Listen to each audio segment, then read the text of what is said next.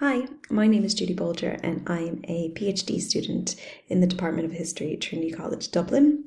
My PhD looks at the experiences of mothers within 19th century workhouses.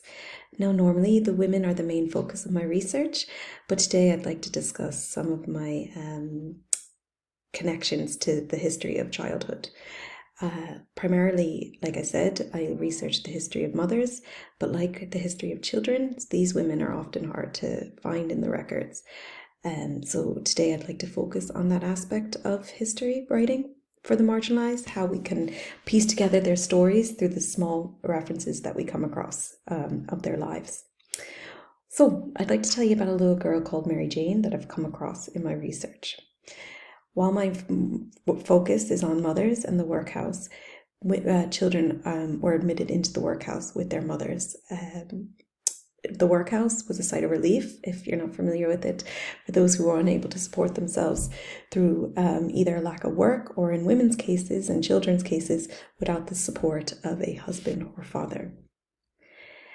My research is really aware of the aspect of trying to retell stories of the marginalized, trying to bring back these stories through very small pieces of evidence. And the history of childhood is equally as challenging as the history of motherhood because of this. While I'm usually keen to trace together the lives of mothers, piecing together the lives of their children is equally as important, as it allows the historian a glimpse into the life of what it might have been like to be a child of an unmarried mother in 19th century Ireland. So before I tell you a bit more about Mary Jane, it's important to let you know what her mother was like, or how I came across her was through her mother primarily. So Bridget, the usual protagonist in my research, fit into the stereotype of what contemporary society understood as an unmarried mother, or her contemporary society. I've come across her story through fragmented records of her engagements with 19th century institutions such as the workhouse and prisons, and through her run-in with the law. Women like Bridget survive in our records as these behaviours were deviated from what was considered the norm. So we rarely hear from her or her children. So retelling her story is often tricky, but we can do it nonetheless. So it's really important to emphasize that when we come across these records, it is from a top-down approach and their bureaucratic records, and trying to piece together these individuals' lives through the stories or through the records that come through from prisons and workhouses are always from one perspective. And as a historian, do we have the mechanisms to tell that other perspective, or can we tell that other perspective without falling into some of the same pitfalls and stereotypes that people of their contemporary society may have placed upon them? So anyway, for Bridget, she was arrested quite a few times for misdemeanors of drunken disorderly assault and all those kind of stereotypical charges for the unruly woman of 19th century Ireland. But I came across her daughter Bridget for the first time in 1878 when her daughter Mary Jane, when I came across her for the first time in 1878 when her mother was serving 1 month's hard labour in the Nina jail for a charge of assault. And Mary Jane was listed as being accompanied with her.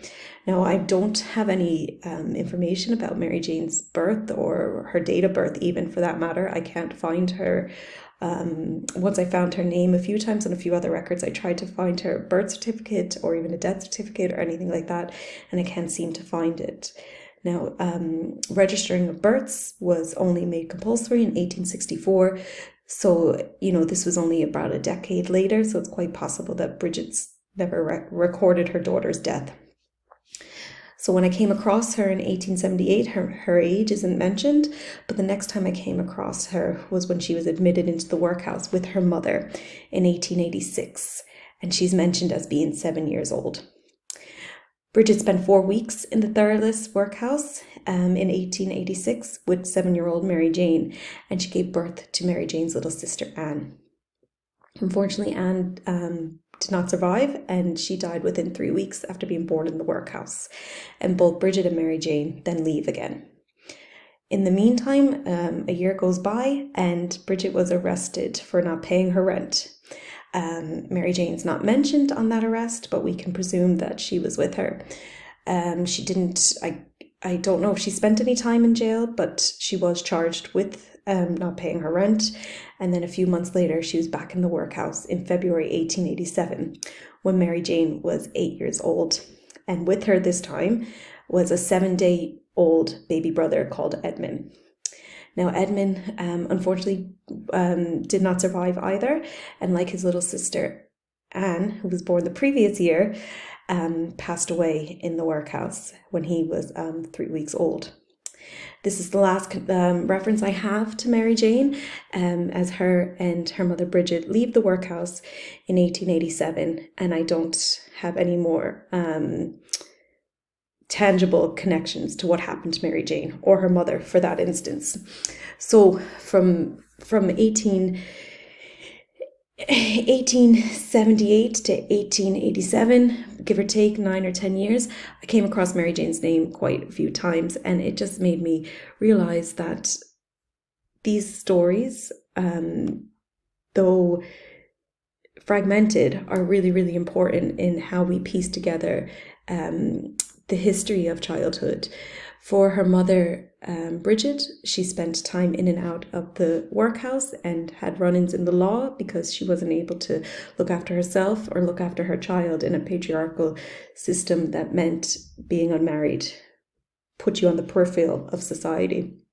But for Mary Jane, that meant that she too had to live on the peripheral of society.